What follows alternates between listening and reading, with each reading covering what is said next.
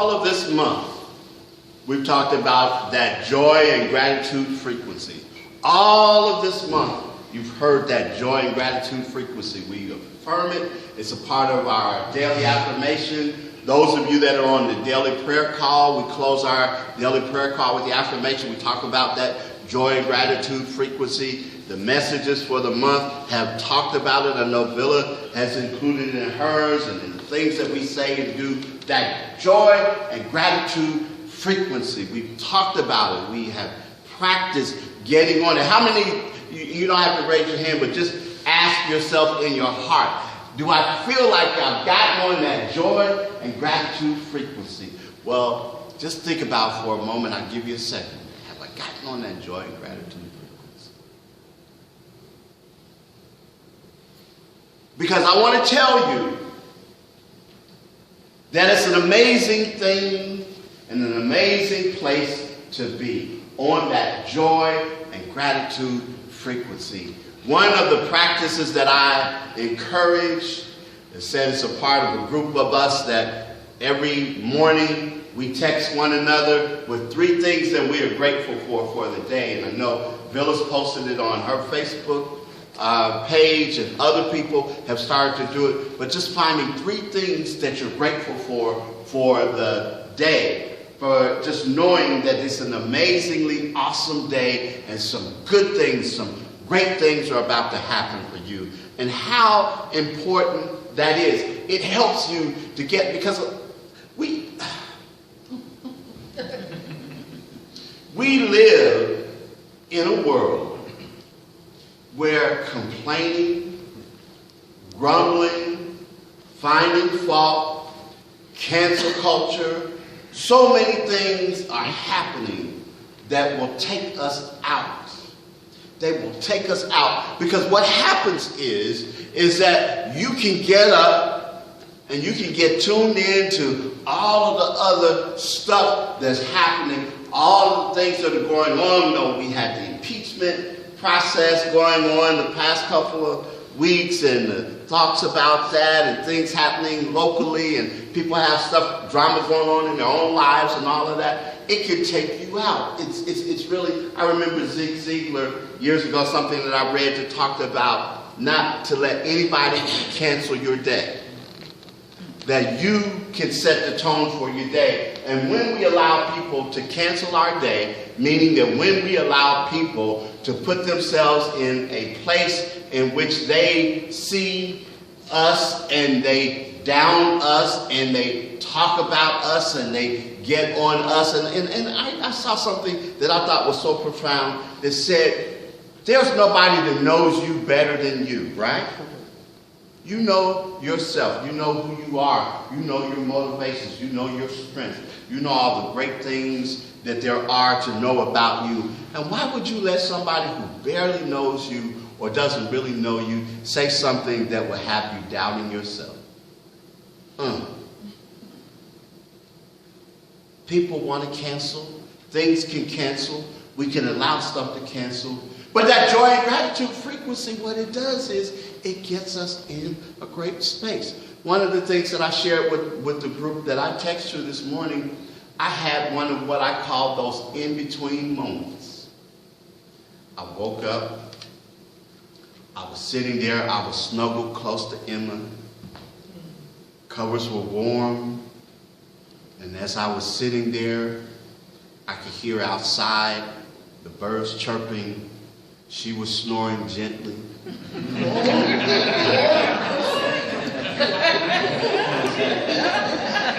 Gently, y'all. Gently. It was like a purr. Thank you, Judy. It was like a purr. I could hear the furnace kick on. It was still a little bit dark. All was right with the world.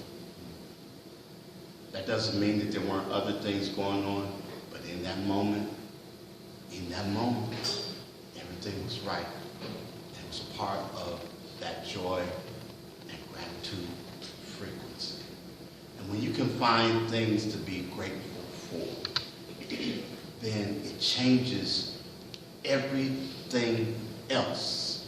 And a part of it is it begins to open ourselves to recognizing that we live in this field of infinite potential and infinite possibility. And I remember years ago when I was speaking about the field of infinite possibilities and infinite potential, and right in the middle of the message that an insight came to me. And I always think about Mary when I think about the illustration, because I think that as I had an aha moment, she had an aha moment, because I saw the look on her face when I started to describe it. But many of you may remember years ago, Capital One had a commercial. And it was about their credit cards and their low interest rates. And in the commercial, there was a man that was standing in a department store. He put something on the counter. The cashier had rung it up, and he reached for his wallet. And just as he reached for his wallet and he was going for the credit cards that were in there, that in the commercial you could see all of these, they looked like Vikings or something. They came rushing into the store. They started knocking stuff over. They started rushing up to where he was, and they represented high interest rates and credit cards and all of those things. And you know, Capital One was advertising that they have the best rates and all of that, you know, what's in your wallet. And but when I was talking and that idea came to me, what came to me was the idea that if we would take that a little bit further, and rather than those things being Vikings or looters or whatever else we might want to call them, that it's all of the possibilities that are available in the universe, that as we get ready to make a decision, as we get ready to do something, that all of these are ready to rush in. Any one of them, any possibility, any idea, any thought, any creative impulse, anything else is ready to come at that moment, that there's infinite things that are out there. And until we make a choice, it's there waiting on us to decide. And when we do, and we could talk about this, and quantum physics helps us to understand some of these things, but the idea is that when we make that decision, then it all collapses into whatever particular path that we have chosen to begin moving on, and those things happen. But there's so many things that are available to us that are just waiting as we are making ourselves through the process of decision making, and the process of goal setting, and the process of making our intention, and the process of understanding what it is that we wish to have and to do and to experience in life. It's there. That's why I talk about things that are there, that we don't create things. Nobody created gravity in the sense that somebody just one day invented gravity. No, we discovered gravity. We discovered electricity. We discovered the atom. We discovered all of these things that already were available, already done in the mind of God. It's just us becoming open to them. And think about it. Think about sometimes things that come to you. You don't know how you knew certain things, but you just know them. You don't know what gave you the impulse to turn this way or speak to that person or to do that. It's all about the infinite field of possibilities. And what gratitude does is gratitude opens us up to that field. It helps us to get into the mindset that when we find things to be thankful and grateful for, then we become open and available to vast things that can happen. And one of the things I've been enjoying this month and in the process is just getting up, finding 3 things that have happened to me the day before that I will celebrate and put them in a text. But I tell you what, guess what? I have more than 3 things. It's just I find 3 things to put down. But there's so many other things. And sometimes something just as simple as a cup of coffee. Be able to pick that cup of coffee up and drink that cup of coffee. And for me, that has special importance because I remember just a few months ago, being able to pick anything up was a challenge. But being able to open your eyes and look around and see is amazing.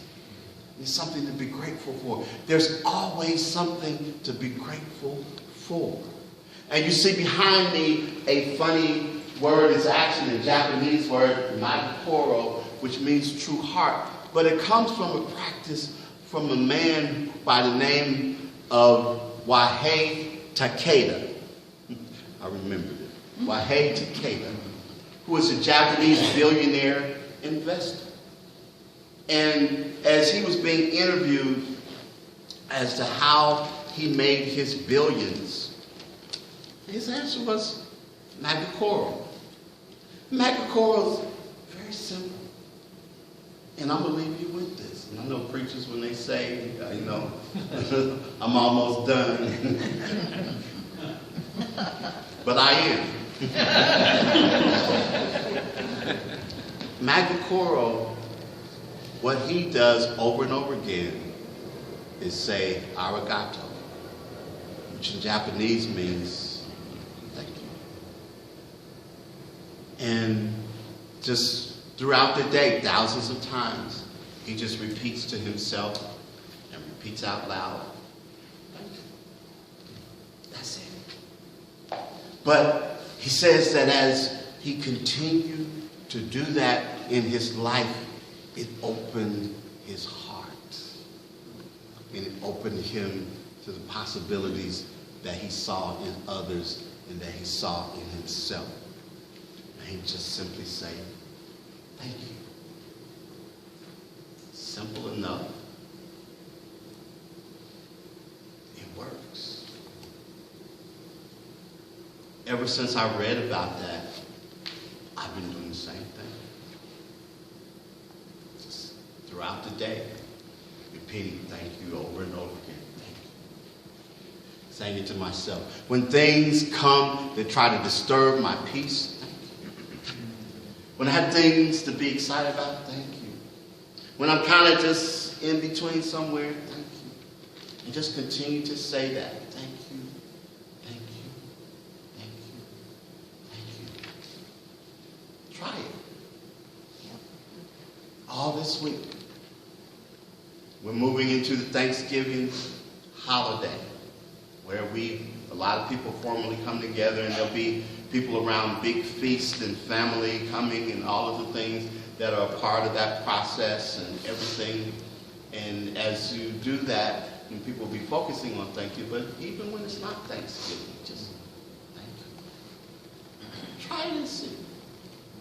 And when I see you next Sunday, let me know.